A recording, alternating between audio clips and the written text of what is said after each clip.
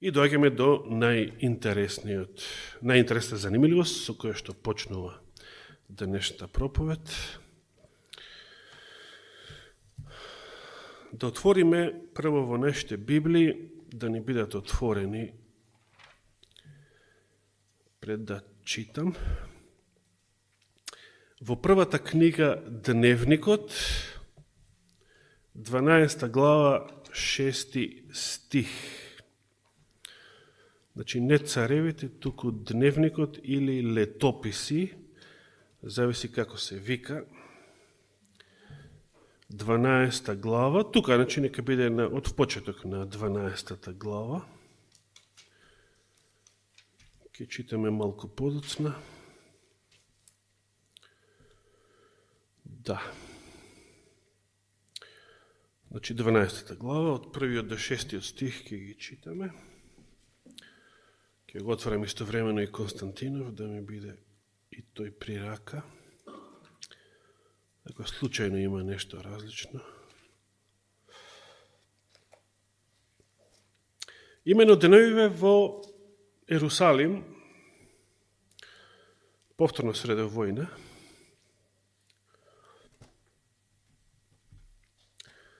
се случи еден друг многу интересен настан. Едно археолошко откритие.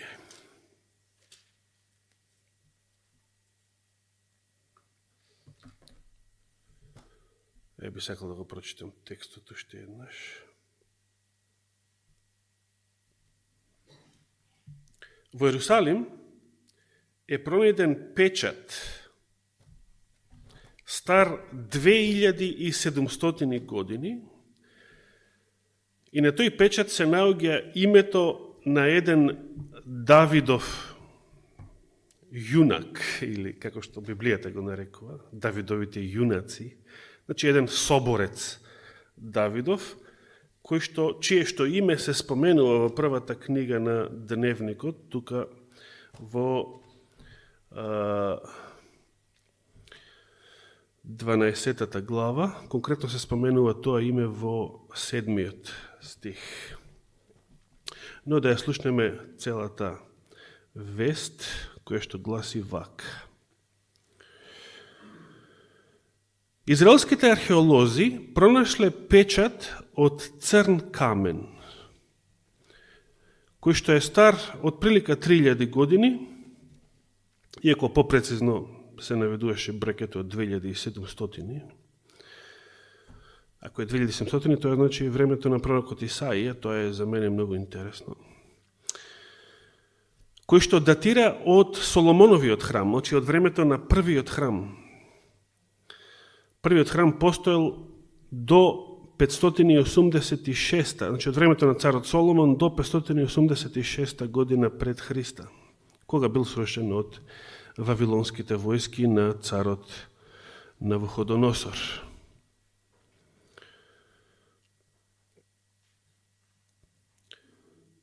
Археолозите велат дека печатот представува вонредно редок и необичен пронајдок, кој што датира од времето на првиот храм,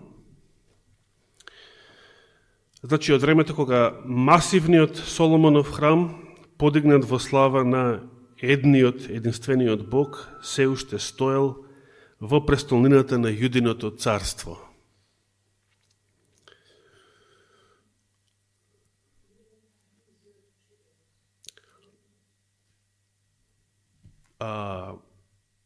Јосиф, твојот телефон е исклучен? Добро. Повод беше да прашам, бидејќи пак заборев.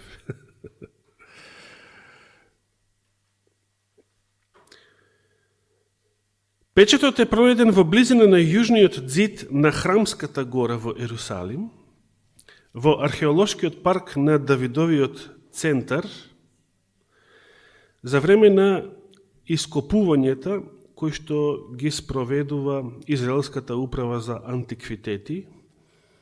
Тоа е официјалната владина установа, која што е задолжена и одговорна за сите археолошки активности во Израел. во соработка со организацијата наречена Град Давид. Инаку на печатот се најдени, прочитани зборовите дека истиот, значи печатот, му припаѓал на некој си Јехоезер бен Хошајаху. Или некој си Јехоезер, син на Хошајаху. Или син Хошајахуов. Ова име се споменува во прва дневникот, 12 глава. Ја ќе го прочитам целиот текст, а потоа ќе кажам зошто ја споменувам целата ова информација и што е толку битно за неја. Значи, прва дневникот или прва летописи, 12 глава, ќе почнеме да ги читаме од првиот стих па надолу. Во Константинов се споменува Јоезер во 6 стих, во ревидираниот превод се споменува во 7 стих. Значи, тук има битна разлика помеѓу двата превода. Ја ќе почнам да читам од кој превод сакате, сега ги имам и двата пред себе. Еве, ќе читам ја од ревидираниот, но ќе го следам и Константинов, ако има некоја друга битна разлика. Значи, почнувам прва книга Летописи во 12 глава, од првиот стих па надолу. Се вели, еве ги оние кои исто така дојдоа кај Давид во Циклаг или Сиклаг, кога тој уште се криеше од Кисовиот син Саул, значи кога Давид се уште бегаше од бесот на цар Саул и се криеше од него. Се криеше во Циклаг. Има цела глава има Елена Вајд во Патриарси и пророци, која што се вика Давид во Сиклаг. И беа вооружени, тие беа од јунаците што му помагаа на Давида во борбата, вооружени со лак, фрла со десната и со левата рака камења и пуштаа стрели со лак. Други преводи велат, некои преводи велат дека со левата рака фрлаа камења, а со десната стрела, значи пуштаа стрели од лакот.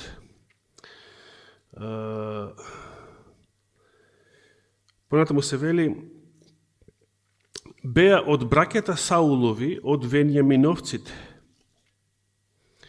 Началник беше Ахиезер, по него Јоас, синови на Шемаја, од Гава, Језиел и Пелет, а во Константинов Езил и Фелет, синови Азмаветови, синови на Азмавет, Бераха и Јуи од Анатот, Јишмаја од Гаваун, јунак од 30-мината и водач на тие 30-мина. Понатаму Еремија, Јахазиел, Јоханан и Јозават од Гедера, Елузај, Јеремот, Беалија, Шемарија, Цифатија, какви имиња, од Харуфа, Елкана, Константинов вели Еси, а овие на еврејски Јишија, Азариел или Азариел, и еве го овој Јоезер или Јехоезер,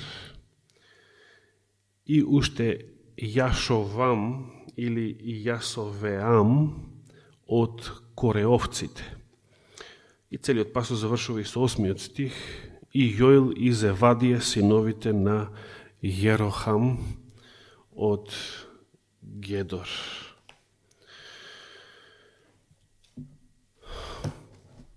Да продолжам понатаму.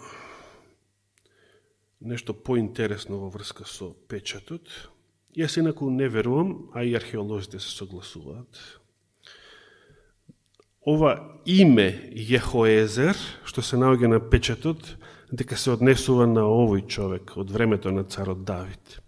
Се работи најверојатно за истото име, но на некој друг помлад човек, кој што живеел подоцна, значи можда и 2-3 века после времето на царот Давид, а кој што го имал истото име и веројатно бил државен службеник на Јудиното царство, царството Јуда, бидејќи имал печат не користел било кој, не користеле обичните луѓе, печат во тоа време користеле само државни царски службеници, кои што на тој начин потпишувале официјални документи. Значи, најверојатно се работи за некој друг Јехоезер, подоцна од времето на Јудиното царство. Дали знаете што друго, освен името негово, што друго се наоѓа на печатот? Што друго е изгравирано на печатот?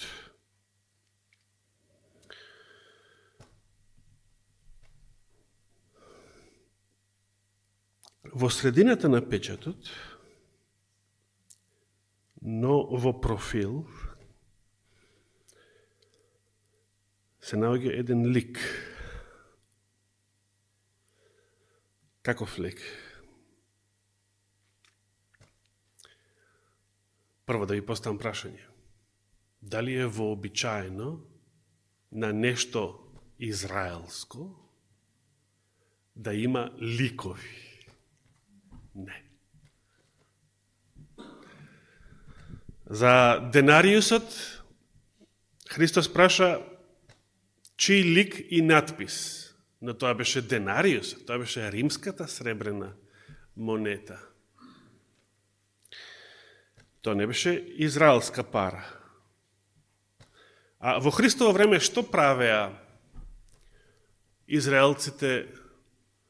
Како прво, зошто постоеа менувачи на пари таму во храмот? Зошто? Тие нивните тезги Христос ги испреврти. Да.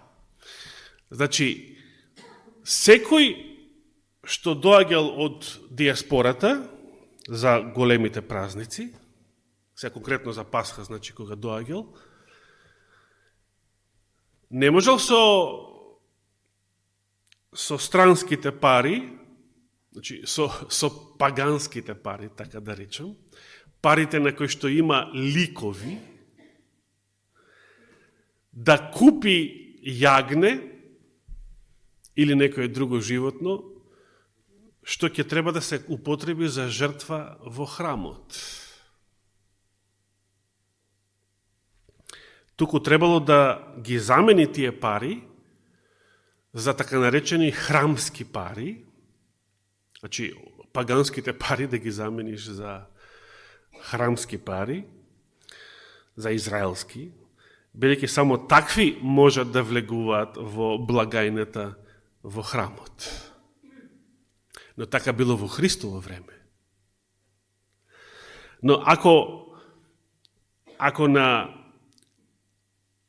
јудејски, бидејќи конкретно се работи за Јудиното царство, или воопшто израелски печат од времето на првиот храм, се наоѓа лик. Што тоа значи? Што тоа покажува? Било каков лик.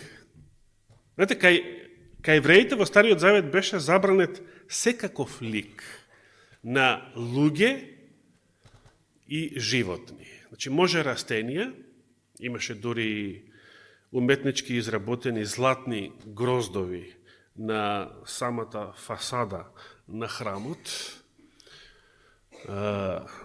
некои премногу забележителен и угледен објект за гледање, но никакви животински и никакви фаци, човечки, ангелски, секакви.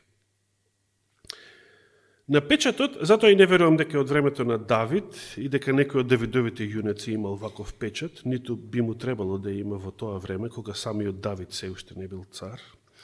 Туку се работи за некој јудејски министер од времето на првиот храм, пред Вавилонското робство, на јужното Јудино царство, бидејќи тогаш царството било поделено на северното Израелско и јужното Јудино царство. Значи, да го прочитам целиот пасус. Во средината на печатот се наоѓа фигура во профил на цар, така се вели, со крилја. Значи, како човечки лик, ама со крилја. Значи, што?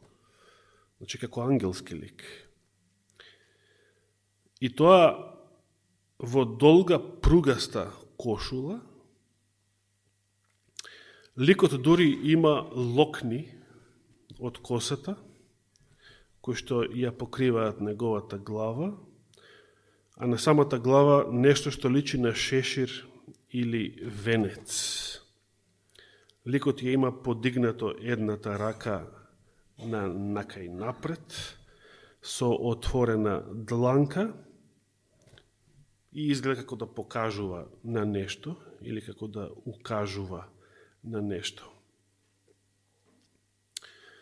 Да прескокам некои коментари што ги даваат тука директорите, па дури и министерот за соодветниот министер за во чиј што ресор спаѓа археологијата во Израел. Тој министр конкретно вели Амихај Елијаху се вика, значи некој си Илија, дека овој пронедок представува еден голем прозорец кој што ни ја отвора вратата и ни дава преглед за некои детали што постоеле во времето на Јудиното царство од периодот на првиот храм. Но оно што најмногу ме интересира е што веруваат самите археолози во врска со овој пронајден печат. Во врска со овој лик, крилат лик на печатот, археолозите веруваат дека ова створење кое што е прикажано на печатот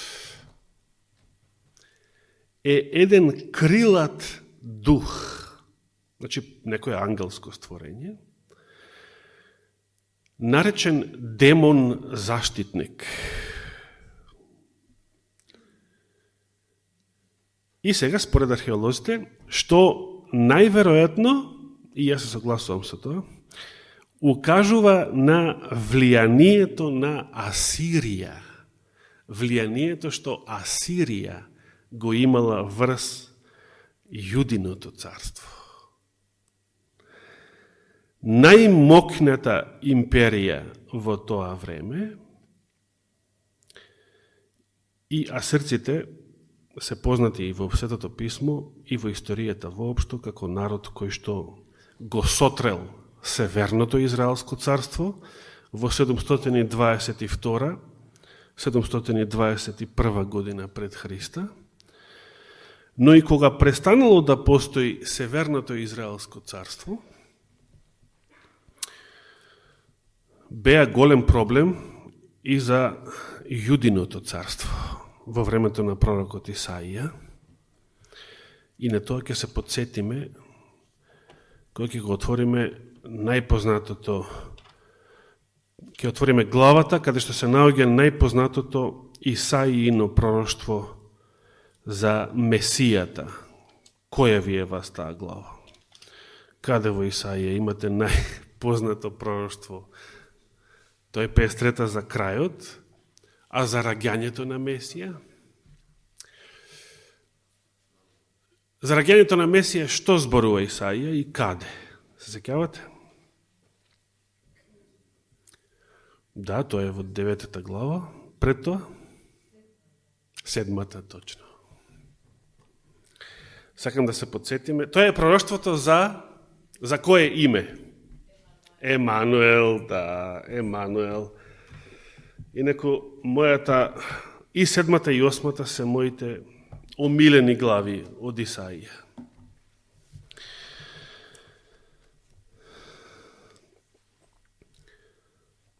Да се подсетиме на овој настан, затоа што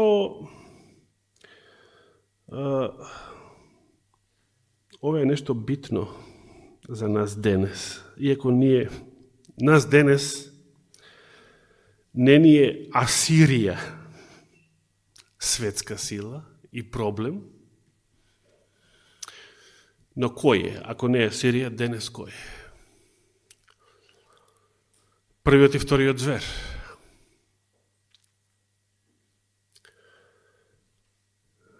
Во служба на сатаната.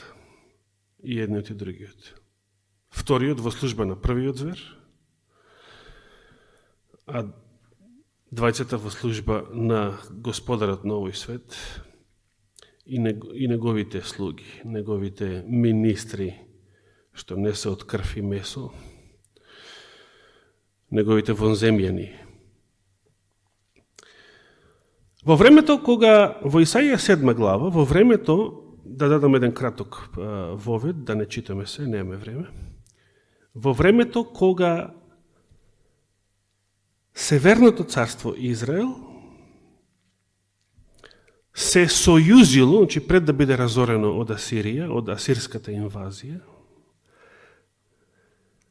во времето на јудиниот цар Ахаз, царот на Јужното царство, Северното Израелско царство направи коалиција или сојуз со кого?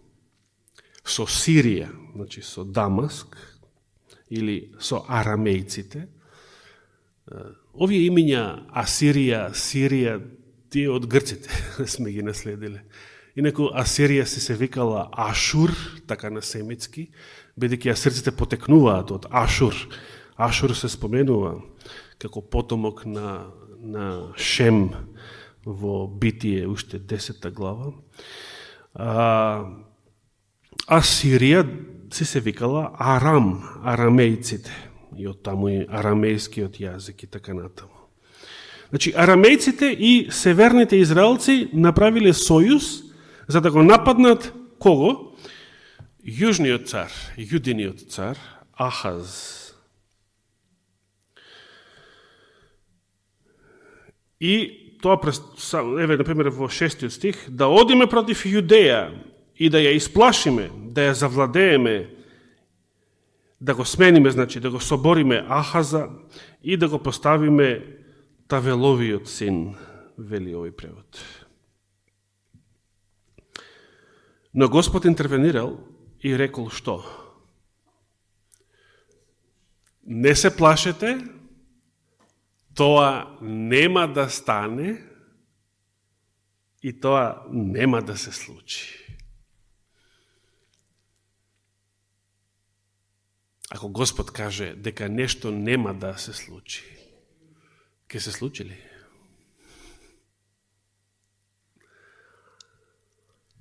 И сега тоа е многу интересно за ова наше време. Што ќе се случи од сето ова што се најавува, а што нема да се случи? Токму така.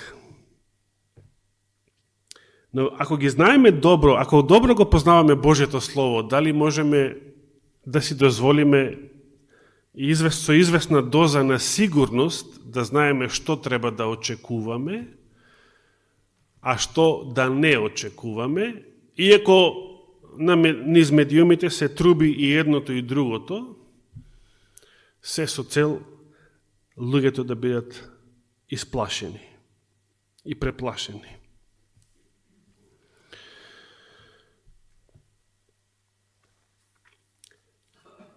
Но кој бил проблемот на јудиниот цар Ахаз во ова пророштво?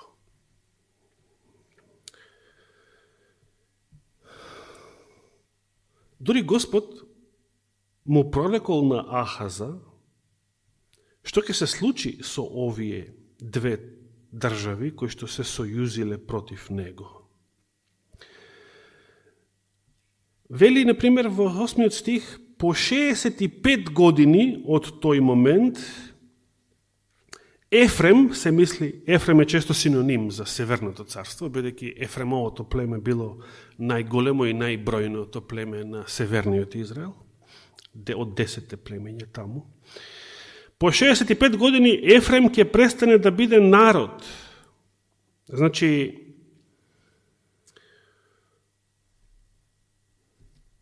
овде вели 65, точно е тоа, Константинов така вели? 65 години? Главата на Ефрем е Самарија, значи главниот град на Северното Израелско царство, а нејзиниот цар беше синот Ремалиев. Значи не се плаши, не само што нема да се случи ова, што го најавиле, и Израел и Сирија против Јуда, туку Северното царство ќе престане да постои. Ќе дојде време кога ќе престане да постои, а ти, Јудиното царство, ќе продолжиш да си постоиш. И сега зборовите, на крај, Господ го вели ова, ако не верувате, нема да се одржите. И ова е голема pouка за нас денес. За жал, царот Ахаз не верувал. Царот Ахаз не се потпрел на Господа, туку верувал на помош, за помош, од каде? На кого се потпрел? Што мислите?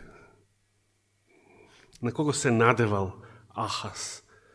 Дека ќе му притрча на помош и дори пратил гласници да бара помош од таа држава. Ајде да продолжиме понатаму. Но Господ се јавува, Господ преку Исаија се јавува да го предупреди Ахаза да не се надева на човек, да не се надева на земска сила, на најголемата светска сила во тоа време, самата Асирија.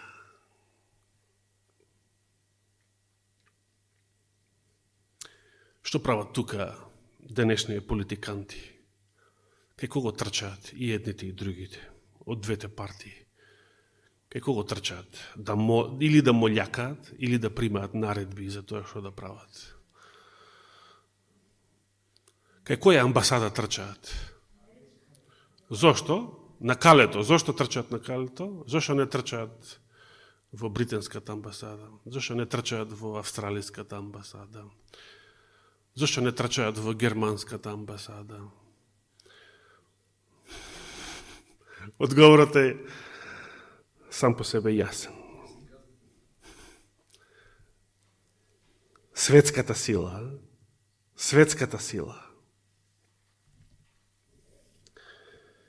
Господ продолжи да му говори на Ахаз, 10 стих, и му рече, барај за себе знак, значи, не веруваш, гледам, не веруваш, тешко е да веруваш, за повеќето нас да се верува во Господ, не да се исповеда вера, се сеќавате на разликата, туку тогаш кога е зорт во искушение, во криза, да веруваш во Господ е тешка работа. Тешка работа. Полесно е да легнеш на брашно. Полесно е. Пример, што направи Генерална конференција за време пандемијата? Ги прифати вакцините. Полесно е да се покориш. Легни на брашно. Некои велат примила за тоа 164 милиони долари. Не знам дали е тоа точно. Дали биле подкупени за да го завземат тој антихристов став. Не знам дали е тоа точно. Но и да не е точно, полесно е да попуштиме, да клекнеме на брашно, отколку да се спротиставиме. Зашто? Па што се спротиставуваш на ѓаволите, на најголемите сили на овој свет, тоа е опасна работа. Ама Господ е на наша страна. Ама шо дека е Господ на наша страна, кога не верувам во Господ? Коркач сум. Не верувам во Господ. Исповедам вера, да. Религија, теологија, дипломи. Ама во искушението, во зортот, не верувам во Господа. Во зортот паѓам. А Господ рече, ако не верувате, и на тоа мисли, во зортот, во искушението, како се поставувам, ако не верувате, нема да се одржите. И тоа е формула за нас денес, во сите наши денешни кризи. Ако не веруваме, нема да се одржиме. Ако веруваме, ако се потреме со вера на Божиото Слово, ќе веруваме, ќе се одржиме. И затоа Господ дури му вели на Ахаза, абе барај знак, еве побарај било што. За мене све е можно. Било што, првото нешто ќе ти текне на памет.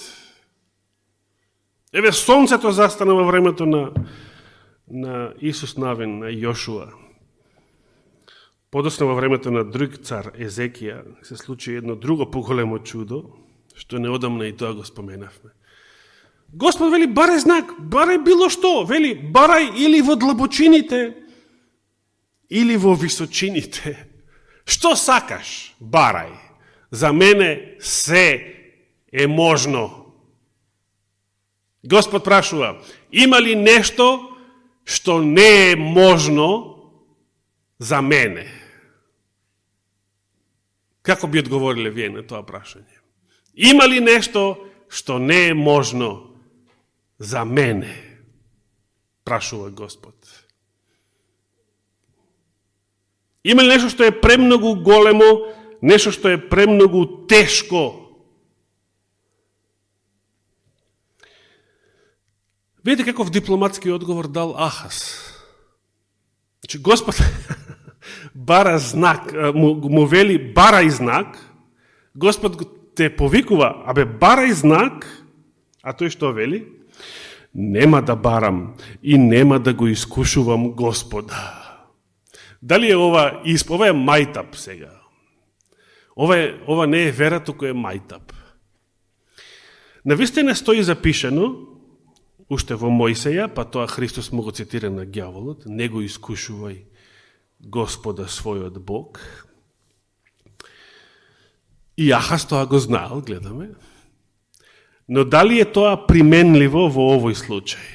Самиот Господ ти вели, барај знак, да те уверам, а ти велиш, нема да го искушувам Господа. Оваа комуникација се одвива преку пророкот, преку Исаија. Значи, Исаија му доаѓа на царот со Господовите зборови, а неверниот цар на Исаија му одговора. Нема да барам и нема да го искушувам Господа. Тори си наоѓа изговор зошто нема да бара. Значи, не вели, нема да барам, јас сум коркач и неверник, и дури не сакам ни знак од Господа, бидејќи и Господ и тој знак да ми го даде, ја пак ќе бидам коркач и неверник, но не кажува така. Кој од нас кажува така? Кој политичар, кој проповедник така одговара? Кога е во прашање вистината. Туку се наоѓа изговор. Нема да барам за да не го искушувам Господа. Да, Господ рече да не го искушуваме, што значи да не го провоцираме, да не го уценуваме, да направи нешто што тој никаде не ветил, значи немаме Божји збор за тоа, дека ќе направи, но ние како Јуда сакаше да биде Христос уопсен, да биде притеснет и со тоа така ставен во ќош, значи притеснет, ќе го присили Христа да ја покаже својата божествена сила и да ги згроми своите непријатели. Тоа беше планот на Јуда. Но ние не можеме да го уцениме Господа и не можеме да го принудиме на нешто. Може или не може? Не. Во тој случај го искушуваме Господа и тоа е голем грев. И тоаш ни се враќа, ни се лупа од глава тоа, ако така постапуваме. Но дали во случајов би било искушување на Господа, како што Ахаз одговорил? Не. Зошто не? Зато што самиот Господ ти вели, барај знак. Какво искушување? Ова е неверство од негова страна. И знаеме, понатаму што се случува, Ахаз бил толку исплашен и толку неверен, што ниту знак не побарал, и затоа Исаија ги кажал овие славни зборови, затоа самиот, прво 13 стих, тогаш Исаија рече, слушајте, доме Давидов, зар ви е малку што им дотежнувате на луѓето, или им досаѓате на луѓето, па сакате да му дотежнувате и на мојот Бог. Затоа самиот Господ ќе ви даде знак. Ете, девица ќе зачне и ќе роди син, и ќе му го дадат името Емануел. Тој ќе се храни со млеко и мед, додека да се научи да го отфрла лошото и да го избира доброто.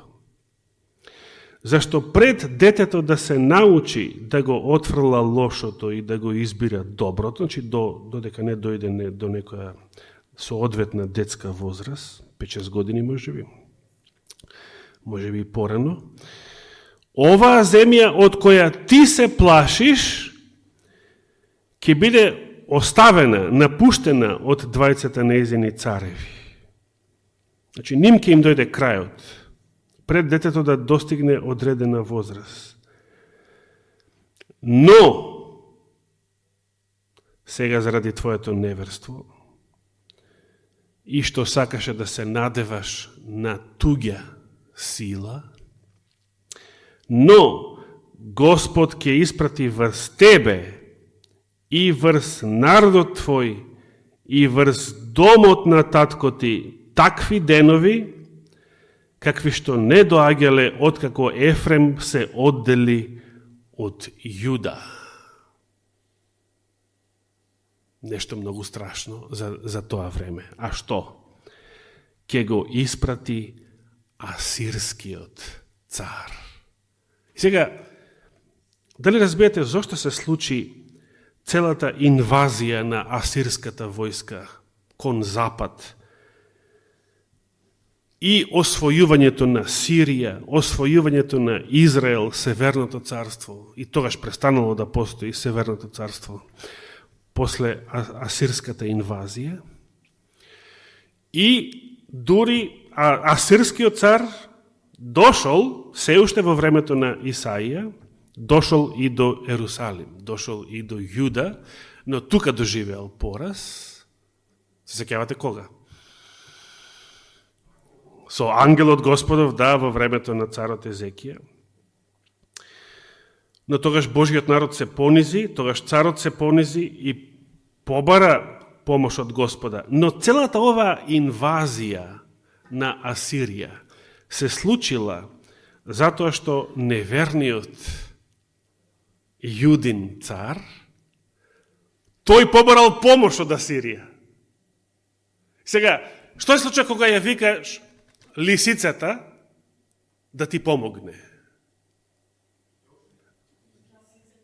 Знаете ли како евреите после Макавејското востание нешто повеќе од 100 години во друга епоха,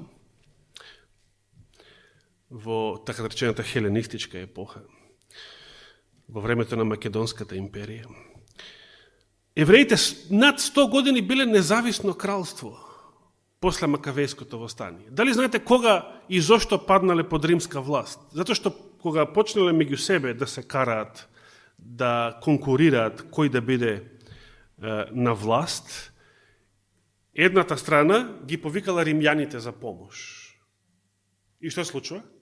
Доаѓаат римјаните и ја освојуваат цела Сирија, цела Јудеја. Истото во времето на Ахаз, само со тогашната светска сила, Асирија. И сега што гледаме? Сега гледаме како многу нации велат вака, да влеземе во НАТО, за да НАТО не заштити од Русија. А овие наши будали велеа, за да, ако влеземе во НАТО, ќе бидеме заштитени од Косово, од како се вика, УЧК и така натаму.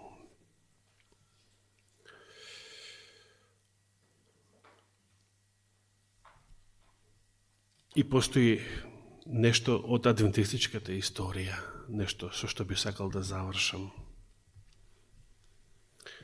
Дали знаете дека наместо ова 100 годишна веќе историја, каде што и целото адвентистичко здравство подклекна на амалгамацијата дури во овие последни години, дали знаете дека историјата можеше да изгледа многу поинаку? Во времето на Елена Вајд, некаде почетокот на 1900-тите години, не само адвентистичката црква, туку и целиот здравствен систем, целата светска медицина, во тоа време со најголеми представници во Соединетите Американски држави, се наоѓала на крстопат, кој пат да го избере, какви принципи да се прифатат и како понатаму да се развива медицината. Медицината ги прифатила, како што знаеме, така наречената алопатска стратегија, значи да се лекуваат болестите со помош на дроги, односно вештачки произведени химикали, препарати и така натаму. Но Елена Вајд дала поинаков совет на адвентистичките доктори и во Лома Линда и на други места во Америка. Тие, бидејќи и тие имале удел и тие можеле со својот глас да придонесат на кој начин да се развива понатаму световната медицина. Но упатствата што Елена Вајд ги дала, адвентистичките доктори во тоа време се исплашиле и рекле, ама сестра Вајд, ако ова го прифатиме, другите, значи световните доктори, светската медицина ќе се спротивстави и ќе ги отфрли овие наши принципи. Знаете што одговорила Елена Вајд?